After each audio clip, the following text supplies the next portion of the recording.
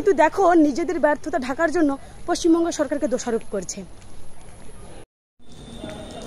নমস্কার, পোস্টটা দেখতে পাচ্ছেন? শান্তি হয়নি। কাকদ্বীপ কাণ্ড নিয়ে বিরোধী রাজনৈতিক দলনেতা যিনি রয়েছেন ওনার শান্তি হয়নি, সেই কারণের জন্য আবার এটা নিয়ে উঠে পড়ে লেগেছেন। ক্যাপশনটা কী দিয়েছে বুঝতে পারছো? ক্যাপশনটাতে রয়েছে, তোমরা তো পড়ছো, এখানে কিন্তু জিহাদি রোহিঙ্গা এই শব্দগুলো কিন্তু ব্যবহার করছে না, কিন্তু উনি কিন্তু এটা জানতে পেরেছে যে বারবার জিহাদি বললে ওনাকে টেনে নিয়ে আসা হচ্ছে। যেমন ধরো কাকদ্বীপের ওই ছেলেটা কোন মাদ্রাসায় পড়াশোনা করেছে সারা বাংলা জুড়ে কিন্তু আওয়াজ তুলেছিল, সেই নিয়ে উনি বাবু একটু বিভ্রান্তিতে পড়েছিলেন, চিন্তাতে পড়েছিলেন, সেই কারণের জন্য এখানে ক্যাপশনে পুরোটা জিহাদি ছাড়াই আমাদের রাজ্যের মুখ্যমন্ত্রী মমতা বন্দ্যোপাধ্যায়কে উনি দোষারোপ করেছেন। এবার আপনারা এই ভিত্তিতে বলুন যে এই পশ্চিমবঙ্গে এই যে উস্কানিমূলক কথাবার্তাগুলো, ধর্ম নিয়ে যারা এই যে উস্কানিমূলক মন্তব্যগুলো ছড়াচ্ছে, হিংসাত্মমূলক, এগুলো কারা করছে? না মানে কি এইগুলো করে বোঝাতে চাইছে? না মানে এতে তো ওনারই ডাউন হচ্ছে, পশ্চিমবঙ্গেতে উনি ডাউন হচ্ছেন নাকি? এখানে যাকে বদনাম করার চেষ্টা করা হচ্ছে তাকে সে তো বদনাম হচ্ছে না। আর যেহেতু উনি এই শব্দগুলো ব্যবহার করছে না, বাংলার মানুষ জেনে গেছে যে এগুলো কারা করতে পারে। কোনো মুসলমান, আমি এটুকু এখানে দাঁড়িয়ে বলছি, আর এটুকু আমার ভরসা রয়েছে, কিছু হোক কিংবা না হোক, সংখ্যালঘু ভাইরা বা দাদারা যারা রয়েছে তারা কিন্তু আজ যাই হোক পশ্চিমবাংলার মাটিতে জন্মে, নেতাজির মাটিতে জন্মে, তারা আজ যাই করুক না কেন কারোর ধর্মে আঘাত করবে না, এইটুকু তাদের মধ্যে রয়েছে। ওই যে আপনারা দেখছেন তো এই কাজগুলো কারা করতে বলে এই বাঁদরামি বাঁদরগুলোই করেছে। বিরোধী দলনেতা যিনি রয়েছে তারা আবার বাঁদর নাচ দেখানো শুরু হয়ে গেছে এটাকে কেন্দ্র করে নিয়ে।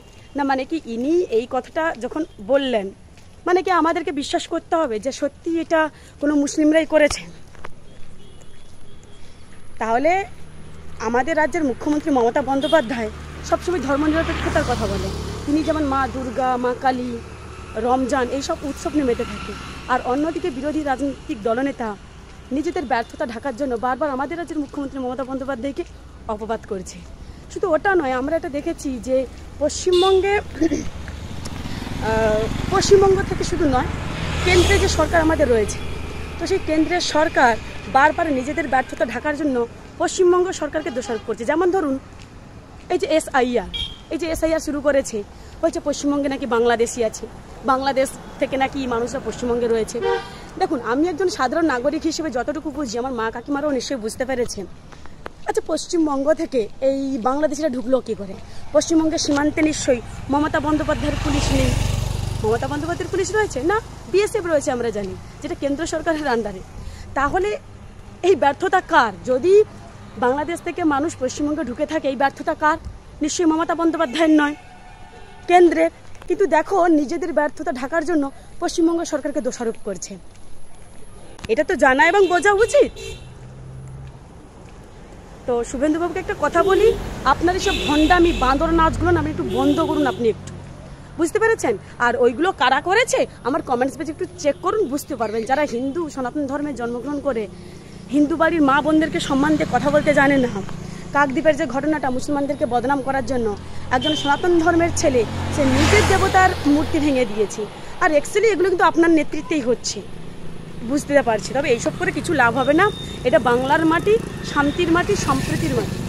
মমতা বন্দ্যোপাধ্যায় সবসময় মানুষের পাশে ছিল, আছে, থাকবে। এই বাংলাতে অশান্তি বা দাঙ্গা লাগাতে আপনি পারবেন না।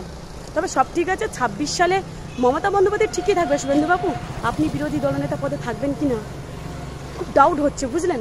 আমি এটা বুঝতে পারছি যে আপনার ওই চিন্তাতেই ঘুম ধরছে না।